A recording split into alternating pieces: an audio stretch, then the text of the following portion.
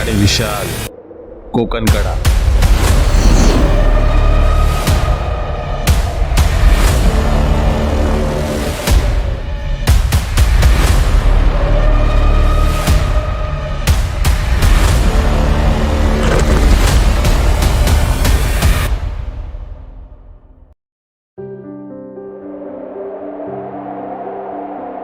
दिवस दुसरा.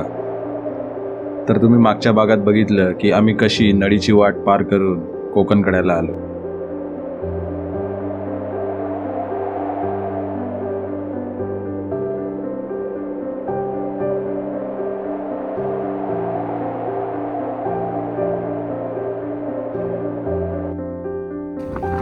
जवळपास 9 किलोमीटरचा ट्रेक केल्यानंतर एकदम शांत झोप लागली. सकाळी नाश्त्यासाठी ट्रेकर्स मंडळींचा आवडतं फूड म्हणजे मॅगीचा बेत ठरला.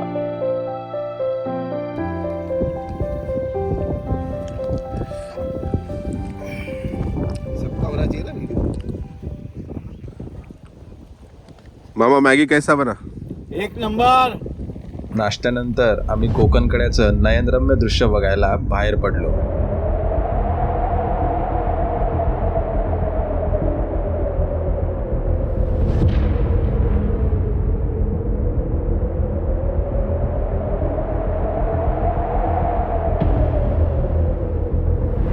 कोकण कडा, हरिश्चंद्रगड याचे सर्वात मोठे आकर्षण.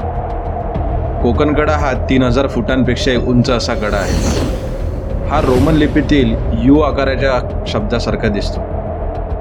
इतर कड्यांसारखाच 90 डिग्री अंशात नसून बाह्य गोल आकाराचा आहे आणि समोरून बघितलं तर हा नाग्याच्या फण्यासारखा दिसतो.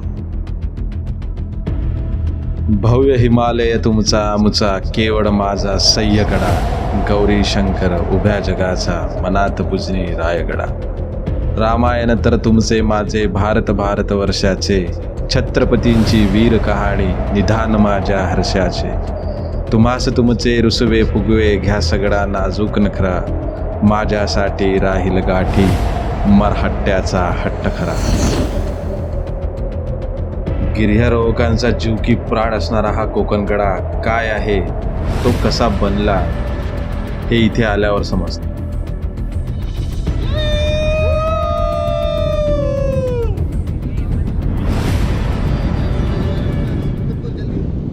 छत्रपती शिवाजी महाराज की जय.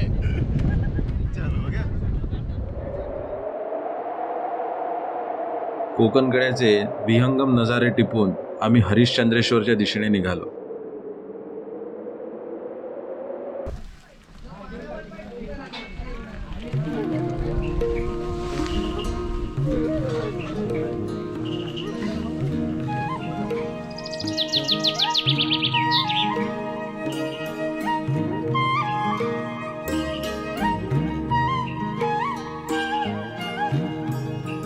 हरिश्चंद्रगडावरील प्रमुख आकर्षण म्हणजे हरिश्चंद्रेश्वर मंदिर.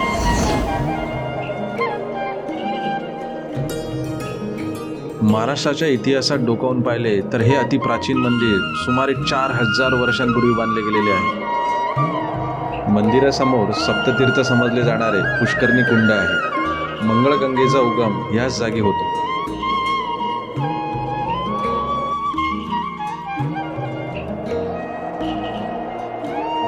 ह्या मंदिराचा उल्लेख स्कंद पुराणातही होतो.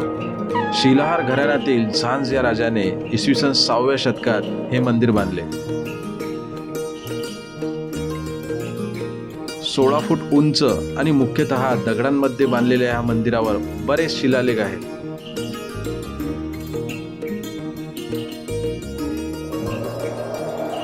गुहा, पाण्याची टाकी आणि काही शिल्पांचे अवशेष मंदिर परिसरात बघायला मिळतात.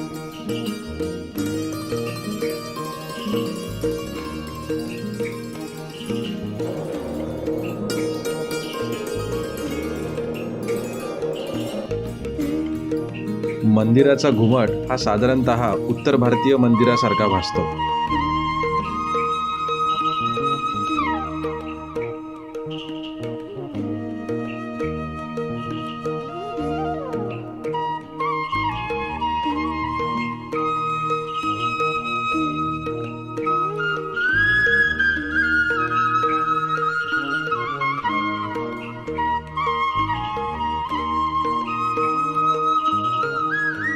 मंदिराच्या मागे असलेल्या या पाण्याच्या टाकीतील पाणी पिण्यासाठी एकदम उत्तम आहे. मंदिराच्या बाजूलाच केदारेश्वराची गुहा आहे.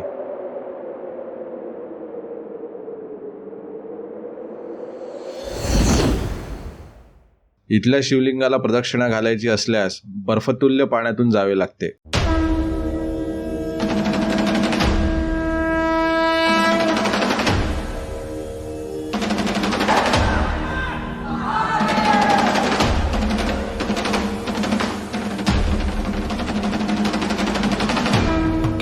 एक मीटर उंच आणि 2 मीटर लांब असे हे शिवलिंग. ही गुहा खरं तर 4 खांबांवर कोरलेली होती, पण सध्या एकच खांब बाकी आहे. तो शेवटचा एक खांब ढासळल्यास कलियुगाचा अंत होईल अशी आख्यायिका आहे.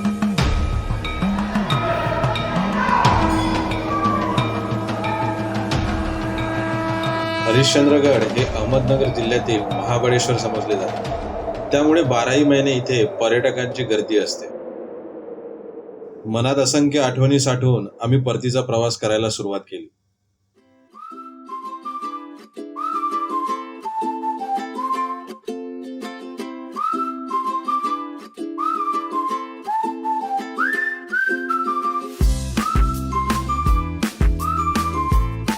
परतीचा प्रवास हा जुन्नर दरवाजाने होणार होता.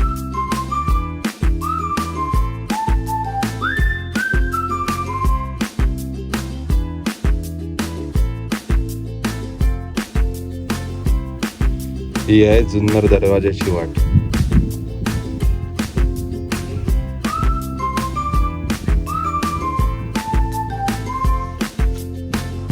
ये हमारे साजिद भाई. अरे पैर लड़खड़ाते हुए. अरे अरे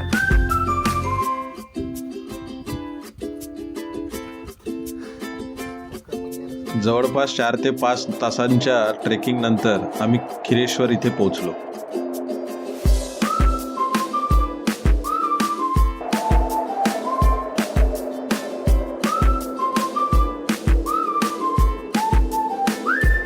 तर अशीही आमची सह्याद्रीतली चित्तथरारक भटकंती तुम्हाला कशी वाटली कमेंटद्वारे नक्की कळवा. जय शिवराय.